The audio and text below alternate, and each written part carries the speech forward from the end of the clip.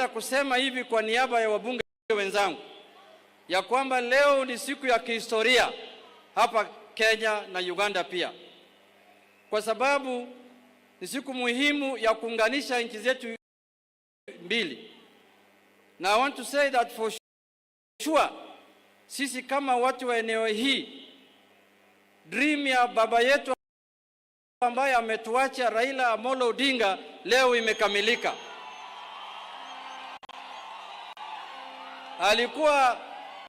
Alikuwa anataka sana hii Kisumu iende Uganda, iende paka DRC. Ameongea juu ya maneno mara mingi sana, mnakumbuka?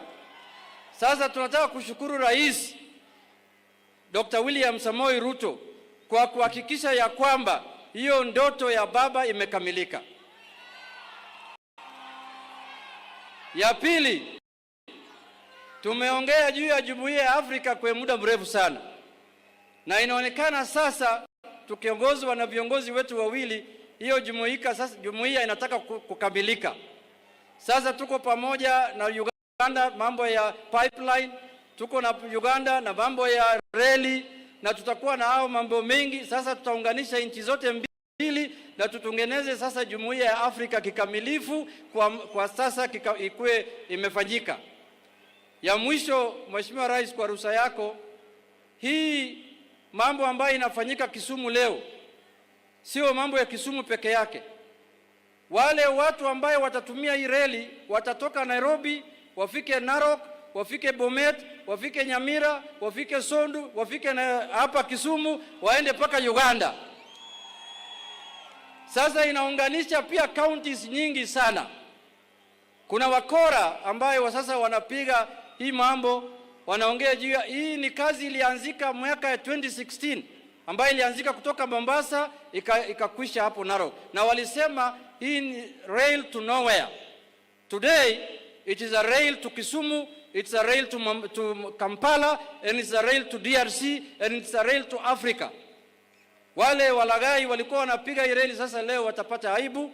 Na hii kampuni ambayo inatengeneza hii reli, CRBC, ndio ilijenga kutoka Mombasa paka Narok, na sasa wanataka kukamilisha safari yao paka huko Uganda na paka huko DRC.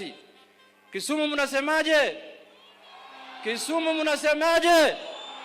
Kisumu mnasemaje? Kisumu mnasemaje? Asanteni sana, Mungu awabariki.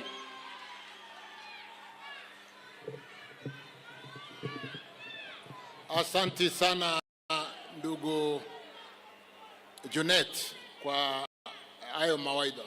Thank you so much. Your Excellency, this is truly transformative. And really, as we come to mark this historic event, Your Excellencies, we cannot more than thank you for putting the economies of this major of Mombasa, Naivasha, Kisumu, Malaba, all the way through Rwanda to DRC in Ukombele Kidogo.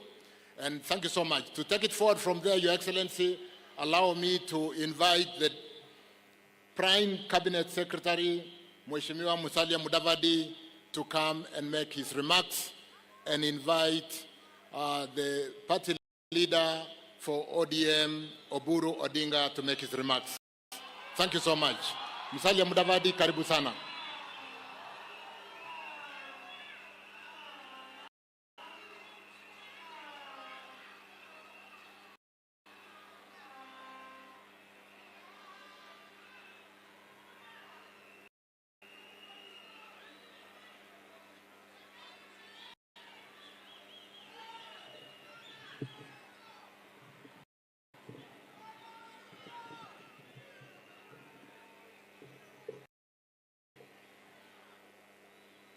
Your Excellency, the President of the Republic of Kenya, Your Excellency,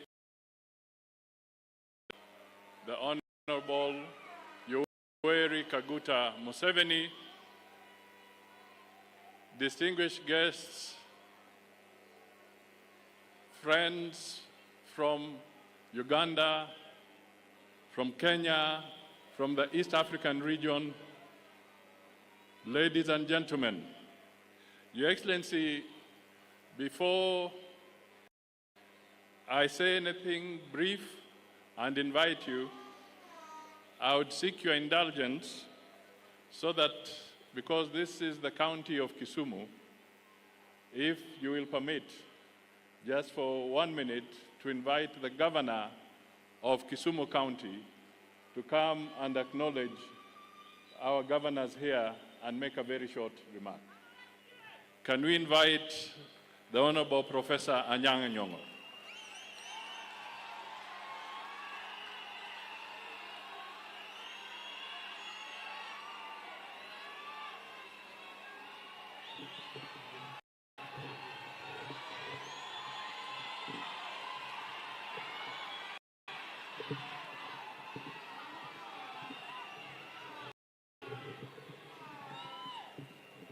Hello? Hello? Karibuni Kisumu. Your Excellency, Dr. William Samoei Ruto, EGH President of the Republic of Kenya and Commander-in-Chief of the Kenyan Armed Forces, Your Excellency General Yoweri Kaguta Museveni, President of the Republic of Uganda, together with your esteemed delegation, sir, honorable members of the cabinet present, elected leaders, officials of the national government, distinguished guests, ladies and gentlemen. Before I speak, I would like to recognize my colleagues who are here, the governors of Homa Bay,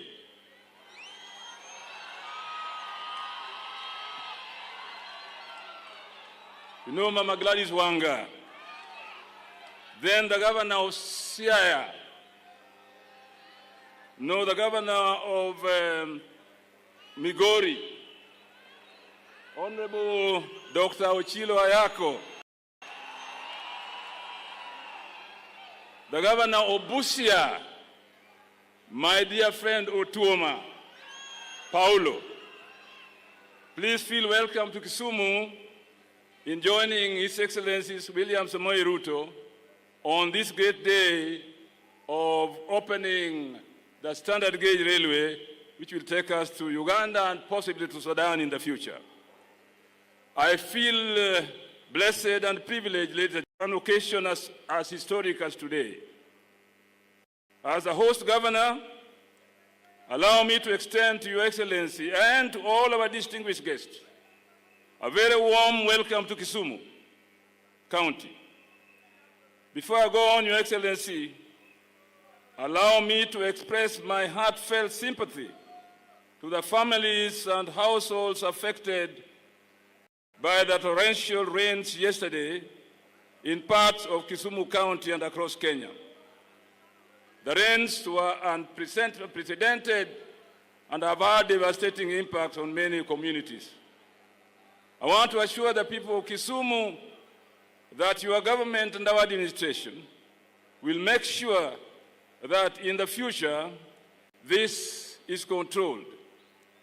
In addition to the ongoing Soin Koru Dam project, which is aimed at managing floods in the Kano area, we expect the National Youth Service, Your Excellency, to complete the dike construction along River Miriu in Lower Nyakach.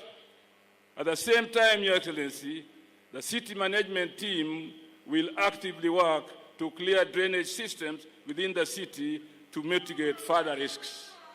So I assure you, Your Excellency, next time we have heavy rains in this part of the world, Kisumu in particular, we shall make sure that we mitigate against floods. Your Excellency, thank you very much. I would like to give my dear friend Musalia Mudavadi opportunity to continue. Thank you.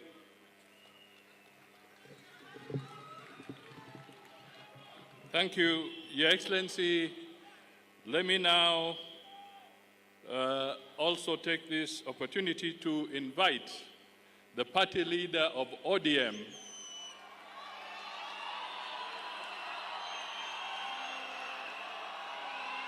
the Honorable Oburu Oginga,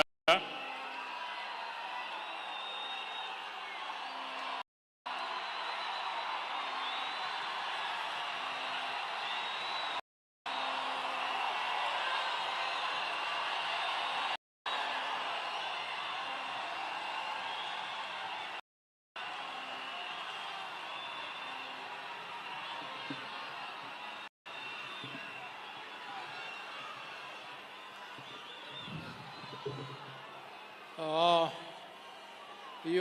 Excellency, the President of the Republic of Kenya, Dr. William Samoei Ruto, Your Excellency, General Kaguta Museveni, and all protocols observed.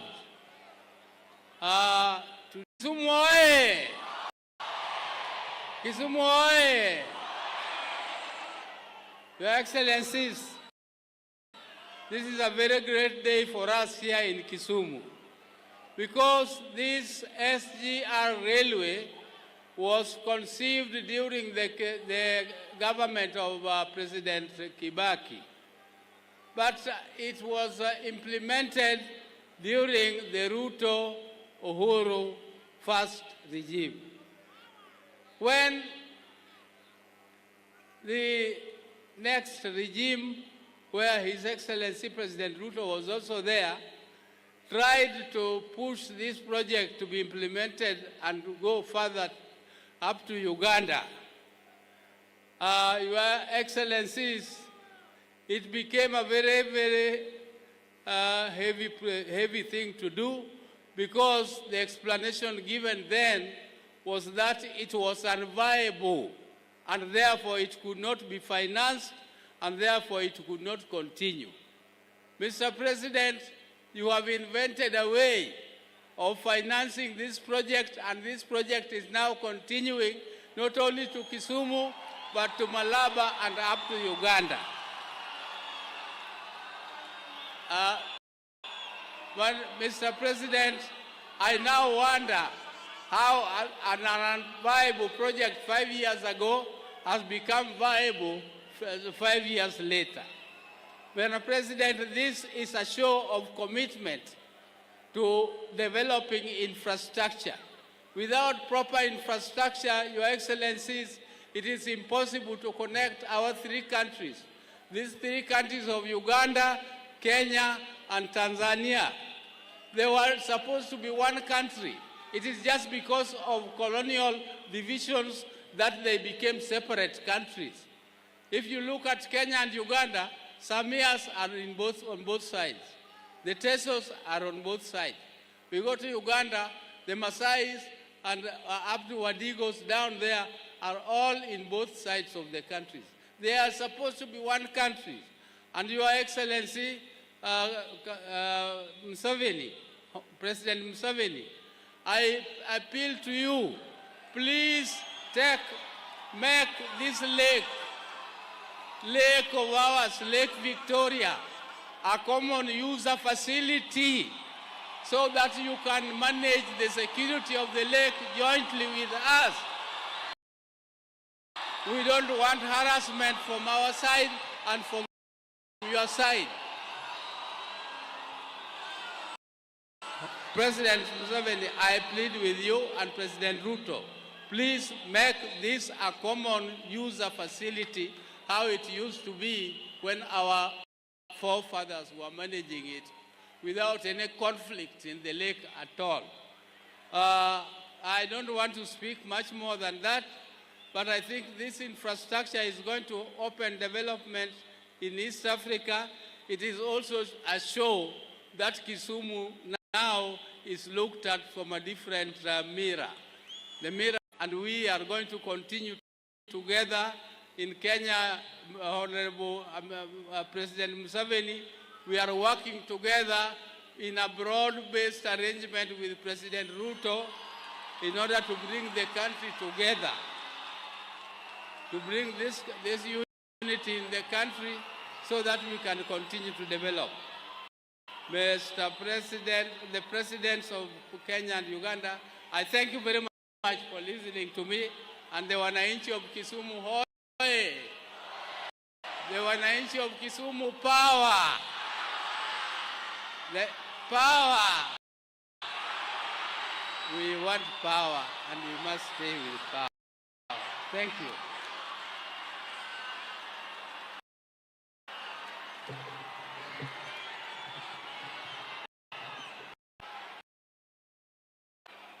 Asante sana Mheshimiwa Oburu.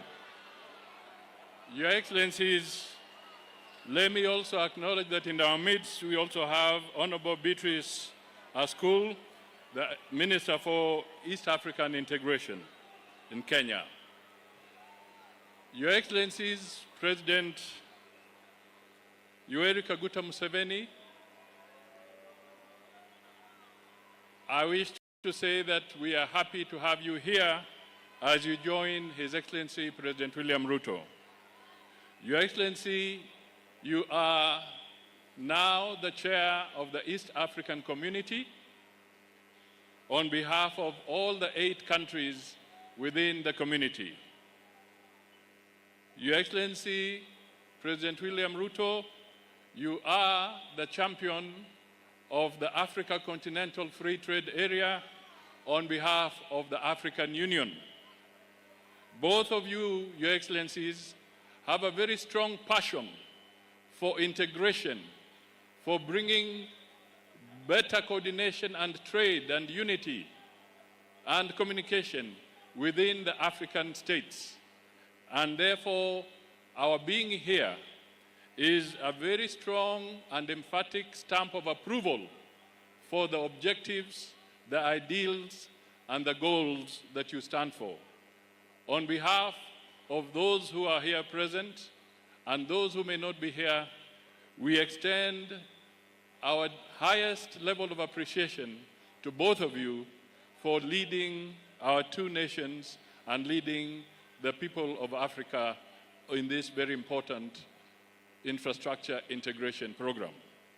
Kwa wananchi, tafakari kwamba hii reli itabeba 4,000 tons kwa wakati moja. Yaani ni karibu lori za kontena ile 20, tani 20, lori 200 kwa safari moja. Massive, massive haulage of cargo. Kwa hivyo nataka sasa tusimame, tupige makofi ili tumkaribishe Mheshimiwa mwenyeji wa taifa la Kenya, Mheshimiwa Rais William Ruto, achukue shukrani na tuendeleshe kutoka hapo. Wakenya hoye! Wakenya hoye! Wakenya hoye! Your Excellency. Asanteni sana. Asanteni sana. Tafadhali tunaweza keti. Thank you very much. Let's take our seats. Your Excellency, thank you. Your Excellency, President Kaguta Yoweri Museveni, President of our sister country of Uganda. Ndugu viongozi wote mliofanya hapa na mliofika siku ya leo. Jo Kisumu untie. Jo Kisumu umor. Ndugu wa Kenya hamjambo.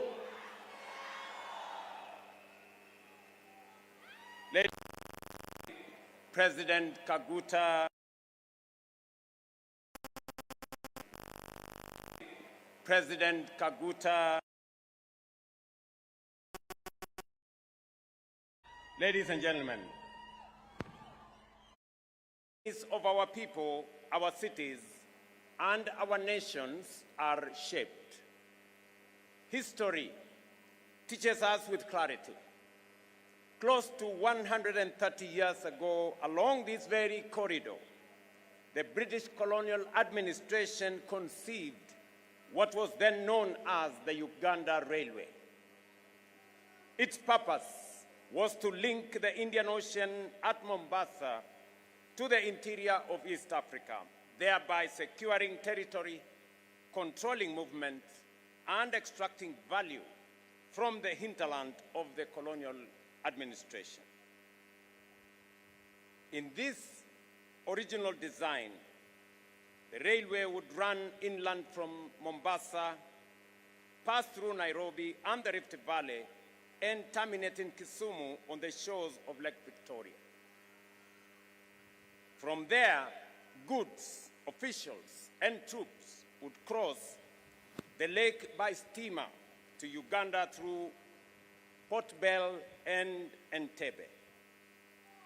But from the very beginning, the railway did more than move people and goods.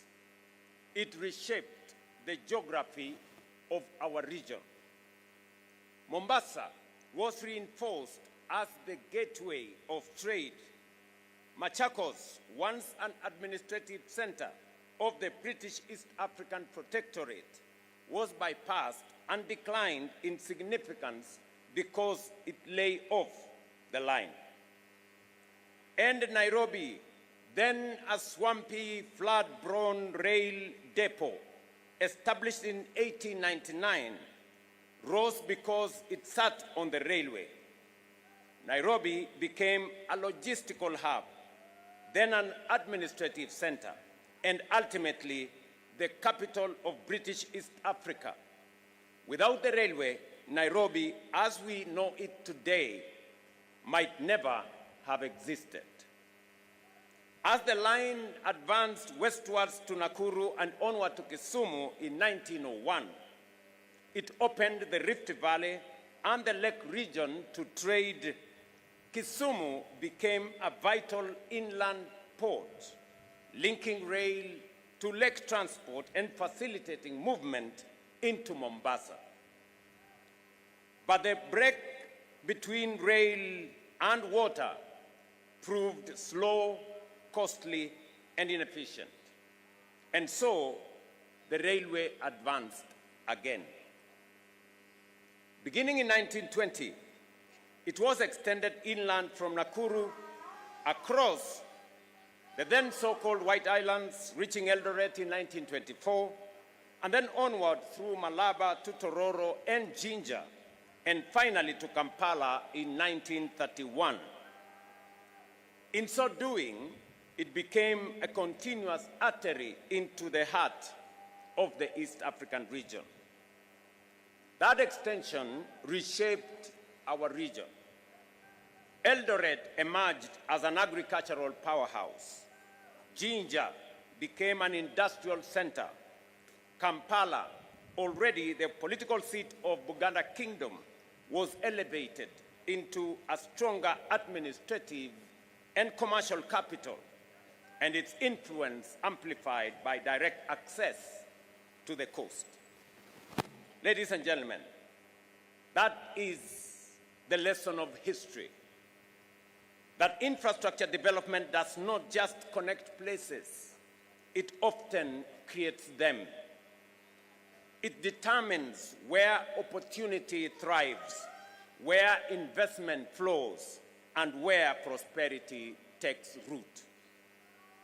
Unfortunately, the 130-year-old meter gauge railway line that was once a lifeline of regional commerce was neglected and gradually fell into disrepair, losing both its vitality and transformative impact. Yet, even in decline, the vision of connectivity never faded. In 2008, it is in this enduring vision that brought together the late President Mwai Kibaki and His Excellency President Yoweri Museveni, who jointly laid the foundation for a modern high-capacity railway, one that would link Mombasa to Kampala with strategic branches to Kisumu in Kenya and Pakwach in Uganda. Additionally, the presidents of Kenya, Uganda, and Rwanda not only pronounced themselves on the plan to extend the standard gauge railway to Kampala, Kigali, and Juba, but also signed the SGR protocol and tripartite agreement to ensure development and management of a seamless railway system.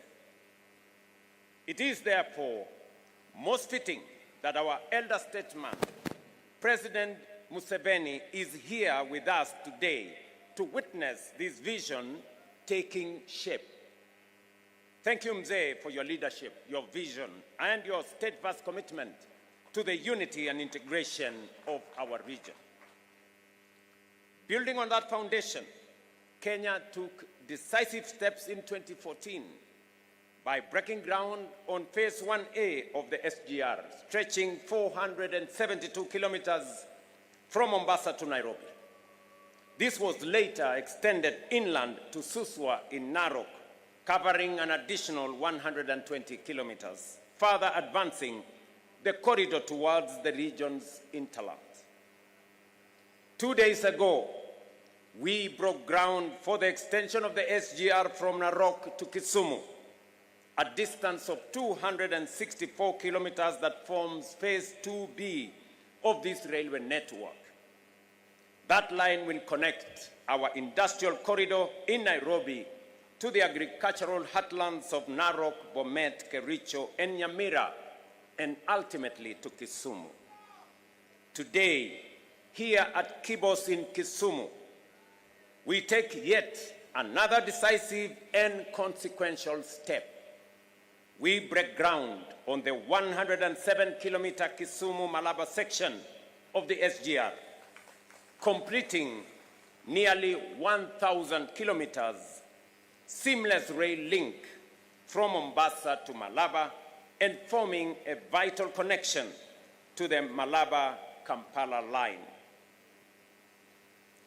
Beyond Kenya and Uganda, this railway line will serve our partner states in the region, including Rwanda, Burundi, South Sudan, the Democratic Republic of Congo, and the Central African Republic. It is a powerful statement of regional integration, partnership, and shared ambition. Ladies and gentlemen, our region faces a clear and urgent challenge. Our economies are not generating sufficient opportunities to match the pace of our rapidly growing populations. At the same time, our businesses continue to grapple with high logistics costs that undermine competitiveness. In many cases, transport and related costs account for between 30% and 40% of the final value of goods. Cargo takes an average of 80 hours to move from Mombasa to Malaba and more than 100 hours to reach Kampala.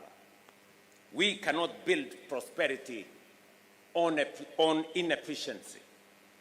That is why we must invest in modern, efficient transport and connectivity systems, not only as transport corridors, but also as economic hubs.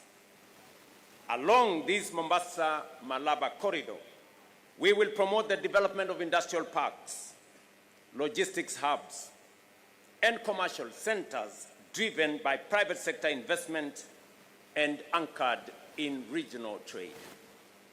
Right here in Kibos, there will be a special economic zone connected to this SGR. In Busia, there will be another special economic zone connected to this SGR. This is a proven model, one that has delivered rapid transformation by aligning infrastructure with industry, trade, and investment. And we have already seen what this investment can deliver. Over the past 8 years, the SGR has transported more than 15 million passengers and over 45 million tons of freight. It has reduced transport costs, improved efficiency, and contributed significantly to growth of our economy. With this expansion, we expect even greater impact. Freight costs are projected to decline by at least 40% at a ton for every kilometer, while transit times for freight will reduce by nearly 30%. The share of cargo moved by rail will increase, easing pressure on our roads and reducing wear and tear. But beyond the numbers lies something even greater. This railway will connect farmers to markets. It will move livestock and farm produce from our hinterland to Nairobi and onward to Mombasa for export. Tea from Western Kenya, Kericho, and other towns dairy from Bomet and other regions in Narok, grains from Rift Valley, and of course, fish from Lake Victoria will reach markets faster and much more efficiently. It will power industrial growth along the corridor, from Nairobi to Naivasha to Kisumu and beyond. Enable businesses to access inputs more efficiently and affordably, and reaching wider markets. It will create opportunities for our young people across construction, logistics, manufacturing, and services sectors, giving them a stake in the growth of our region. Above all, this railway will bring life to our long-held aspiration for true regional integration, for which Your Excellency President Museveni, as the chair of our East African Community region now, I promise and pledge to work with you as the champion of integration in our continent, that the vision of an East Africa that is integrated, that is united and works together becomes a reality in this generation. It will enable the seamless movement of people and goods from Mombasa through Nairobi, across Kenya's hinterland, and onward to Kampala, to DRC, to Rwanda, to Burundi, to South Sudan, transforming journeys that once took days into trips in hours. Ladies and gentlemen, if the railway of the past century shaped the character of our region, then the railway we build today must define its future. Some 100 years from now, when future generations look back on this moment, let them see it as a turning point, the moment when we laid the foundation for their prosperity, strengthening the bonds of regional integration, and setting in motion a new era of growth, of dignity, and shared opportunity for our region, our countries, and our continent. Let me say this in conclusion. I remember very well when our late Prime Minister Raila Odinga was appointed the Africa Union High Representative on matters infrastructure. One of the most consequential suggestions that he made is the connection of the East African region to the West African region, using this very route through Kenya to Uganda to DRC to Congo Brazzaville, all the way to the Atlantic Ocean on the other side. I am confident that wherever he is proud of this moment, that finally what he envisioned as representative of the AU of connecting our region is finally underway right here in Kisumu, onward to Uganda. And I am informed by President Museveni that the section from Malaba to Kampala is already awarded and is underway, and finally it will be connected from Kampala to Kasese in the DRC border.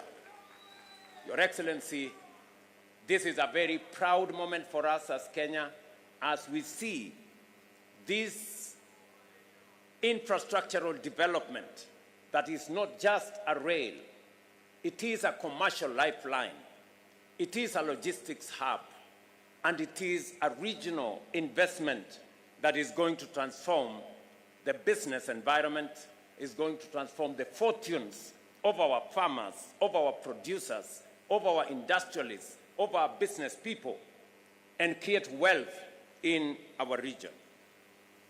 Kwa watu wa Kisumu na watu wa sehemu hii, vile kiongozi wetu wa ODM alivyosema, mpango wa kusukuma hii reli kutoka pale Naivasha, mnajua tulielezwa ya kwamba na wengine wachache wakasema ile reli imekuwa reli to nowhere.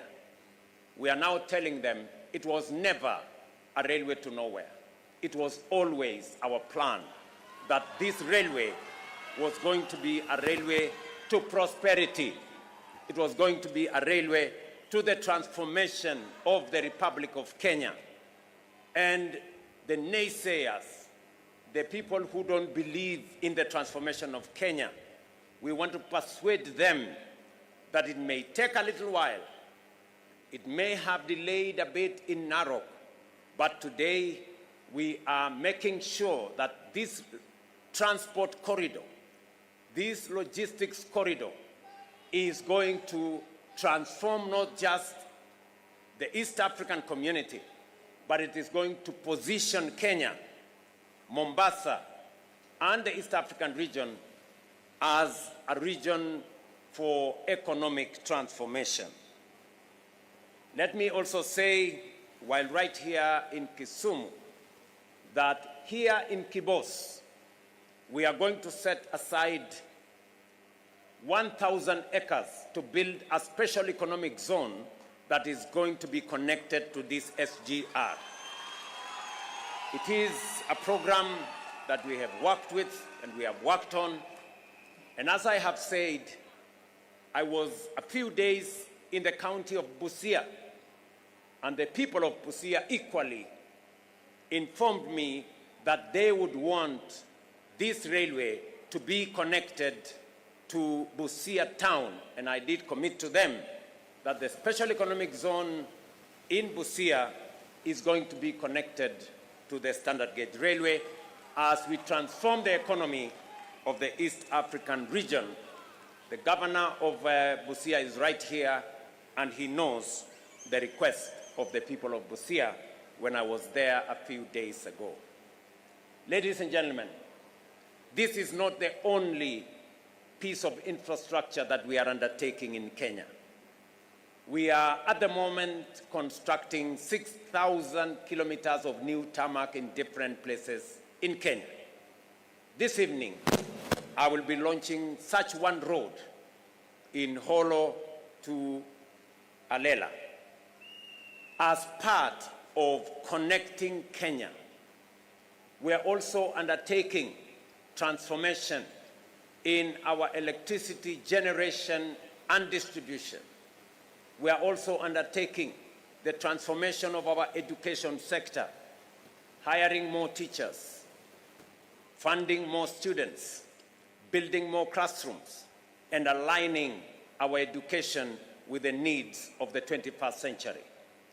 We are also reforming and transforming our health delivery systems to make them much more robust, include more citizens, and universalize access to health as is required of us by our Constitution. The transformation of Kenya is underway in many areas, as has been acknowledged by even those who don't agree with us. The railway is now underway. The Mau Summit Rironi Road is underway. The Jomo Kenyatta International Airport shortly will be underway. We have concluded the building of Talanta. We are on course building a new modern conference facility at Bomas of Kenya, and on and on and on. Even the naysayers, even those who never believed in what we are doing, those who said nothing was happening, today they confess with their own mouths that indeed Kenya is undergoing transformation. No wonder it is said that God will change your enemies to work for you. And I'm sure they are working for us. Mimi nawaeleza ndugu zangu watu wa Kisumu, mimi niko hapa leo, nitakuwa hapa kesho, nitakuwa hapa kesho kutwa.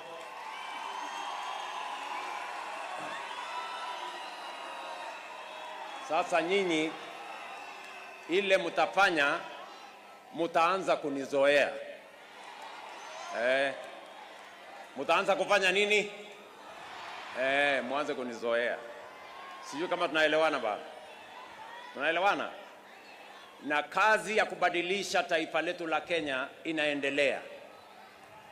Barabara tunajenga, watoto wetu tunawasomesha, health delivery ya universal inasonga mbele, mambo ya kuunganisha stima inasonga mbele, tunajenga infrastructure tofauti tofauti, na tunawatangazia wale ambao wanataka kushindana na sisi ya kwamba miradi yetu ya maendeleo inaendelea. Kenya tunaitransform, na mimi nataka niwaambie tuko tayari na tuko kadi. Kama mnataka hiyo, tuko kadi tayari. We are ready for you when the time comes. Kwa hivyo nasema asante sana. Let me now take this opportunity with a lot of humility to request our leader, mzee wa jamii yetu ya bara la Afrika, rais wa Uganda, Mheshimiwa Generali Yoweri Kaguta Museveni, to speak, Your Excellency, to your people of Kenya and of East Africa. Your Excellency, sir.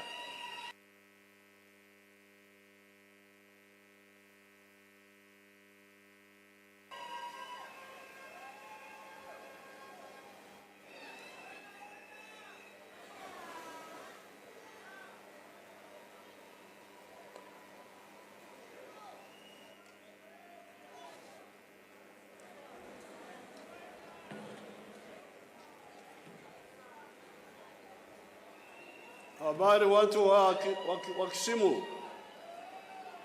Habari.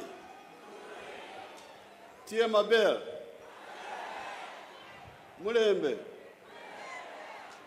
Uliena. Makua. Your Excellency, President Ruto, President of the Republic of Kenya, mawaziri wote na watu wa Kisumu na Kenya. We are here to do a very important job. This is Kutema Extinde, meaning to break the ground.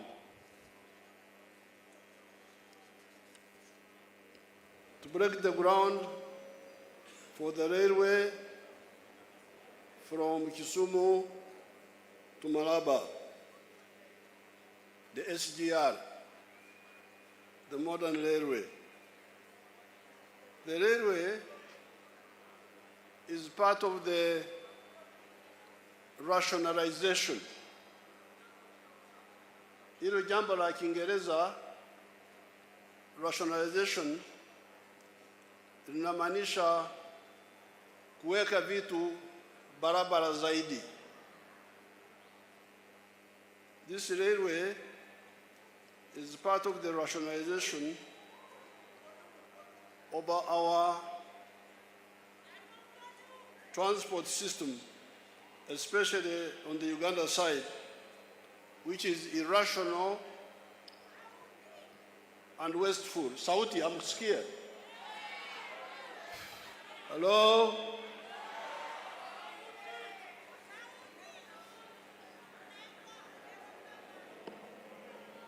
I was saying that the railway is part of the rationalization of our transport system, especially on the Uganda side, which is irrational and wasteful. Why?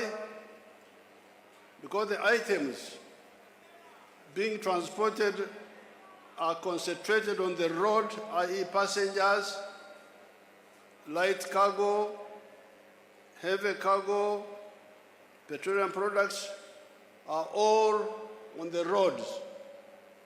Sasa hivi usafiri kwa barabara ni mchanganyiko.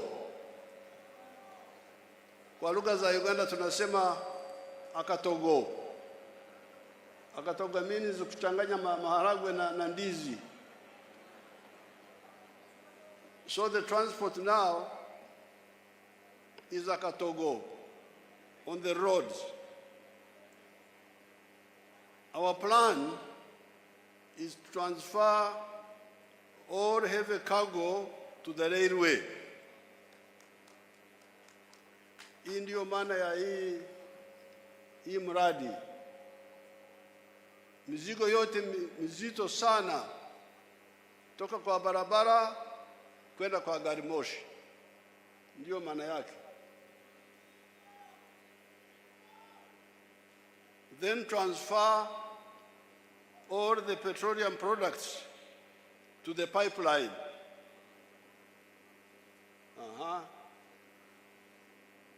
Gari za mafuta kwa barabara ni hatari kwa maisha, tena zinaharibu barabara na zinaleta ajali. So heavy cargo kwenda kwa gari moshi, mafuta kwenda kwa pipeline. The railway can combine also water transport.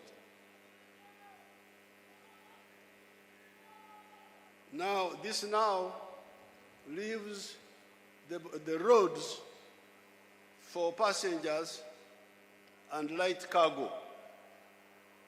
This is the whole plan.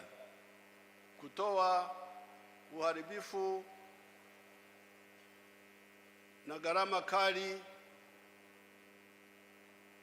kwa usafirishaji mizigo mizito kwenda kwa gari moshi. Mambo ya vitu vyote vya mafuta kwa pipeline. Hiyo inamaanisha nini? Kwa barabara tumeacha wasafiri, watu pamoja na mizigo maridadi. In transporting heavy cargo and petroleum products to the pipeline and the railway, we are not aiming at just convenience and crowding the roads by all the items, but we are also looking at the competitiveness of the economies. Kwa sababu bidhaa tunalima shambani, tunatengeneza viwandani, lazima hivi bidhaa mtu mwingine anunue. Sasa bidhaa zetu zikiwa kwa gari kali vitakosa soko. Hakuna mtu anaweza kununua kitu cha bei ya juu, kumbe mchina anafanya kile kitu kwa bei ya chini. So it is madness to go on with the road transport for cargo for the railway. It is suicide. Tunakuwa tunajua sisi wenyewe. Hatuweze kushindana kwenye soko za ulimwengu.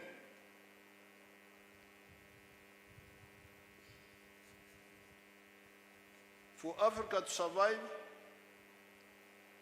we have to not only produce products of high quality, but also affordable in terms of costs.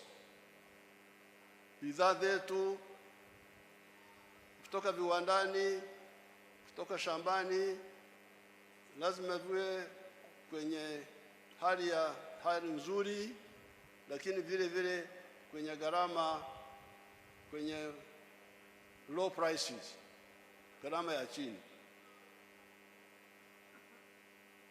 According to our experience, the high cost pushes for raw materials, manufactured goods,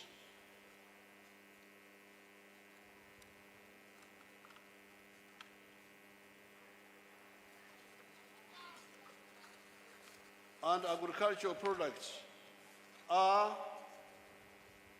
transport, energy like electricity, and the cost of money. Kule kwetu tumechambua, tunaona kwamba vitu ambavyo vinapandisha gharama za vitu ni vitu vitatu. usafirishaji, umeme na mikopo kwenye bank. Kama nataka uchumi wako uendelee, lazima uangalie haya mambo matatu. Lazima gharama ya usafiri iwe ya chini, gharama ya umeme iwe ya chini. Umeme kwa night clubs sijali kama uko juu. If the electricity for night clubs is high, yule ambaye ataka kwenda kwenye night club aache. Lakini umeme kwa kiwanda lazima uwe chini. So these are the three cost pushers which I have seen myself. The cost of transport for goods, the cost of electricity, and the cost of money borrowed in banks. That's why Africa has been import-oriented. If you go to a bank, commercial bank, and you borrow money which is 20% interest, how will you manage to manufacture goods? How will you manage? Lakini uchenda Uchina na kuleta nywele za watu ambao walikufa zamani, na kuleta perfumes, unazuuza hapa kwa gari kali, you will pay back the loan from the bank.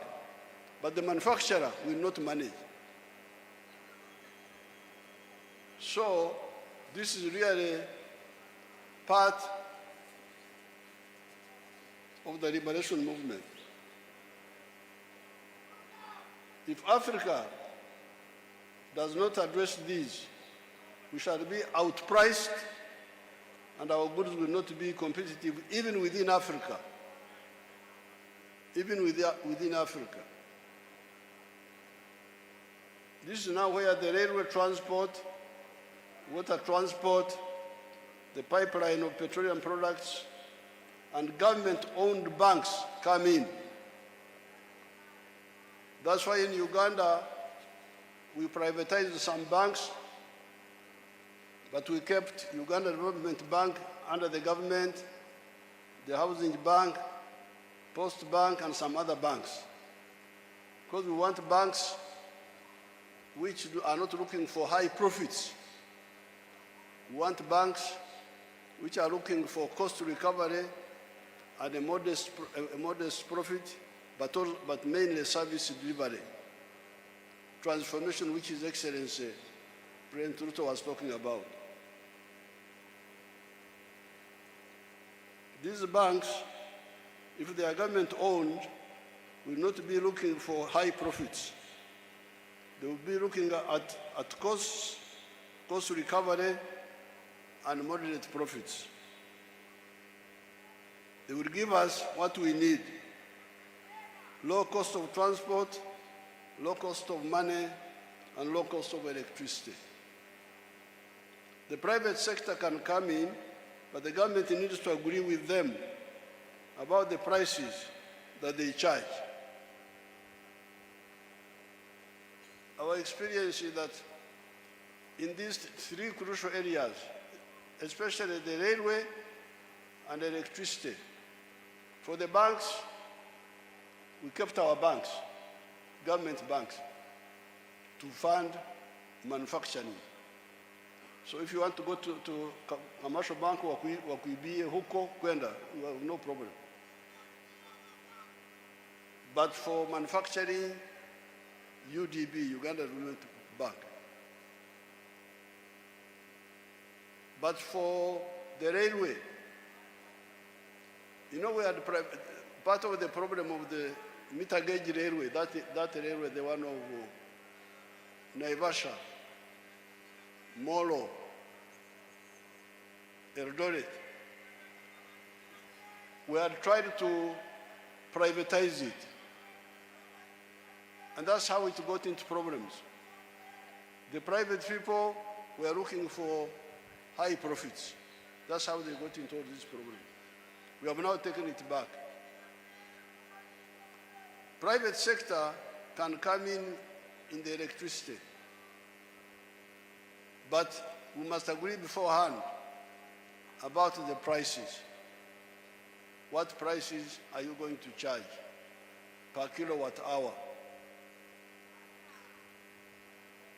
For the two, the railway and the electricity. Other things, I don't mind.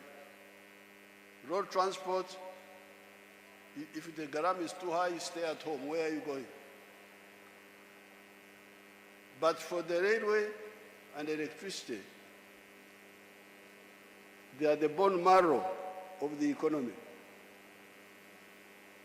What do you call bone marrow in Swahili? Huh? Mti wa mgongo. Waswahili hawana maneno ya kutosha. Nitawaletea maneno ya kule bara. Kwa Uganda tunasema musomyo. Na kwa Kinyankole tunasema umshokoro. Bone marrow. The bone marrow of the economy is electricity and transport, especially rail transport. So therefore, I'm very happy to be here to take part in this historic. I want to congratulate Kenya for struggling and bringing the railway from Mombasa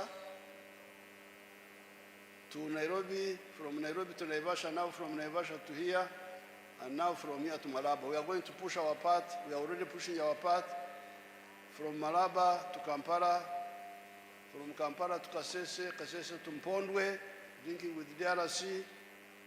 And then we are working on the railway from Tororo to Gulu to Nimule to Juba, and also on the line from Bihanga to Kigali, on the other, a branch.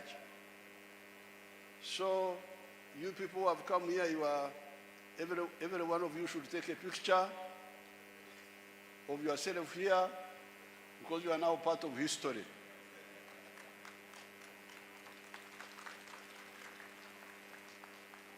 Future generations will say, my grandmother was also here when Africa was waking up. Unajua shida ya Afrika ni kulala. Wanapenda kulala, mambo yanakwenda mbele ambao umelala. Lakini sasa mnaona tunaamka pole pole. Kwa hiyo kulala kwa lugha wanasemaje? Nino. Kwa lugha kulala wanasemaje? Nino. Kwa actually tunasema nino. Okay, hiyo. Kwa hiyo namshukuru Rais Ruto kwa kazi nzuri amefanya kutualika hapa. Namshukuru ndugu yangu marehemu Raila Odinga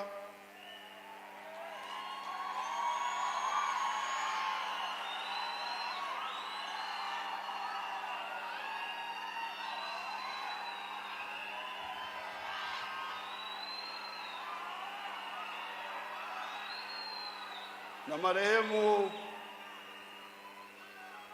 marehemu Mwai Kibaki walishughulika sana kuleta reli kutoka Mombasa, na Rais Uhuru, wote wametoa mchango kwa kusukuma project hii. So I congratulate His Excellency Ruto and the people of Kenya, and I am really happy, very happy with you. Thank you so much. Mungu awabariki.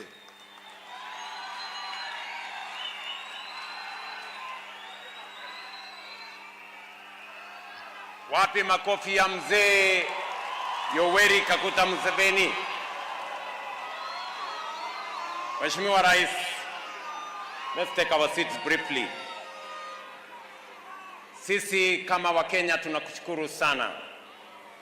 Vile umesema jambo hili la reli, standard gauge railway, ilianza pale nyuma kati yako wewe na Rais Mwai Kibaki wa Kenya, rais wa 3 wa Jamhuri ya Kenya. Section tuliyoanzisha na serikali ya Jubilee tukiongozwa na Uhuru Kenyatta ikakuja mpaka Nairobi, ikatoka Nairobi tukasongesha tena ikafika mpaka pale Narok, na juzi sasa tulianzisha kutoka Narok ifike hapa iende Malaba, na tunakushukuru sana mzee ya kwamba hiyo reli kama ingeishia pale Malaba haingekuwa ya maana zaidi.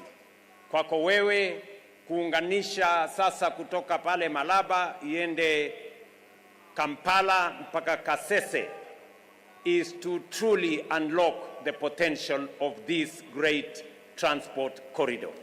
Na tunasema asante sana. Tunakushukuru pia mzee kwa sababu wakati uliniuliza kuhusu mambo ya pipeline na ulikuwa umeniuliza ya kwamba serikali ya Uganda ingependa kununua 50% ya hiyo pipeline, nilikuuliza kwa heshima tuanze kidogo kidogo.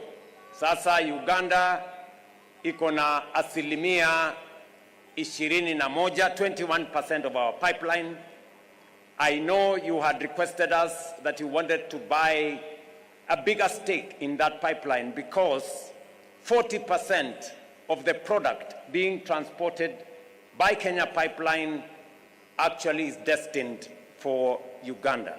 And therefore, you were right to have at least up to 40% of that pipeline. But Mzee, thank you very much for agreeing with me that we do it in stages, because there were many other interested parties in securing a stake at the pipeline. And it is because it is one of the most important transport infrastructure for our fuel products. We know subsequently we are going to extend the line to Uganda and to South Sudan and to DRC as we seek to do what you have just said, to reduce the cost of transport and the cost of logistics in our region. Pia umetueleza mzee hapa ya kwamba shida ya bara letu la Afrika ni kulala. Na sasa umesema tumeanza kuamuka. Sisi Kenya tuliamuka zamani, bado tuko na wachache bado wanalala. Na tumewaambia wawache kulala kiholela hadharani. Na nafikiri umekuja kutusaidia mzee kuwaeleza wale wawache kulala. Na tunataka tushirikiane ndio tuende mbele pamoja, ndio taifa letu la Kenya tukiungana na ndugu zetu wa Tanzania na Uganda tuweze kusababisha transformation ya uchumi zetu, tupate nafasi ya kupanua uchumi, kupanua nafasi za ajira, kutengeneza mali, tupunguze umaskini na tuhakikisha kwamba tuna utajiri wa kutosha katika taifa zetu 3 na bara letu la Afrika. Ndugu zangu, nataka niseme asante sana kwa kuja kwenu hapa. Nimeona viongozi kutoka sehemu mbalimbali na wananchi wa hapa Kisumu. Mumekuwa ni watu wangwana sana. Sijaona Kisumu ikiwa na ungwana kiasi hii. Nasema Kisumu pongezi. Kisumu hoye! Kisumu hoye! Mimi nimeona ya kwamba watu wa Kisumu wamejipanga vilivyo. Na malengo yenu sasa ni mambo ya maendeleo ya sehemu hii.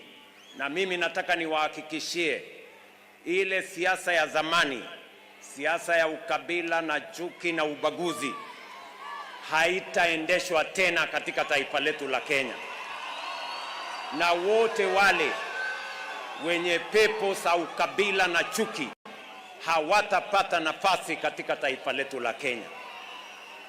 Mimi nawashukuru sana, and I want to assure you that ya chuki na ubaguzi tutaifungia nyuma, na mimi nitahakikisha ya kwamba mambo ya ubaguzi iliyoendelea kwa miaka nyingi tunaizima na Kenya inaungana.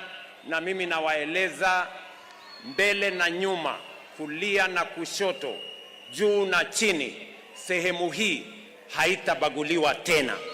We are going to move together as one people with a common destiny, the people of the Republic of Kenya, working together with our regional partners as the East African community.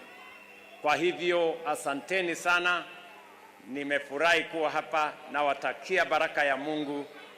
Nyasaye okwedhu. Mungu awabariki.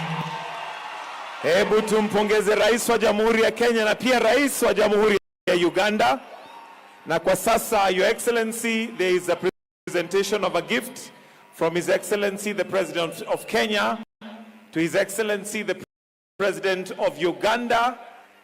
And this gift is being presented as a memento for today. Wapi makofi ya rais akimpatia mwenzake Rais wa Jamhuri ya Uganda zawadi yake. Naona pale imechorwa reli na tunaona iko sawa kabisa. Kwa sasa naomba sote tuweze kusimama ili